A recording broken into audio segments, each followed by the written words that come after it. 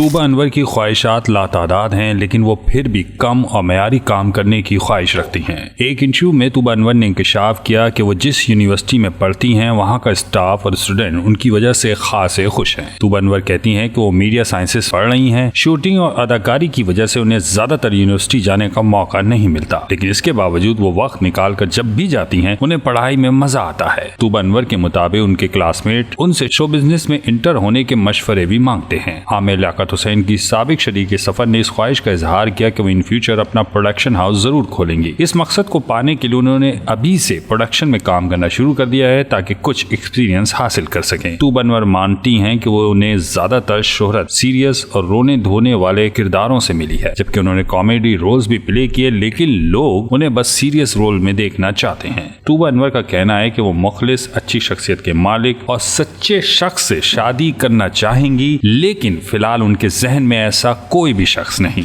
तूबा अनवर का कहना है कि उन्हें अभी तक किसी फिल्म या वेब सीरीज में काम करने की ऑफर नहीं हुई, लेकिन उन्हें जब भी अच्छे रोल की पेशकश हुई तो वो जरूर काम करेंगी। तूबा अनवर की ख्वाहिश है कि वो जाती तौर पर वेब सीरीज में काम करना पसंद करती हैं, लेकिन वो फिल्मों में भी काम की ख्वाहिश रखती हैं।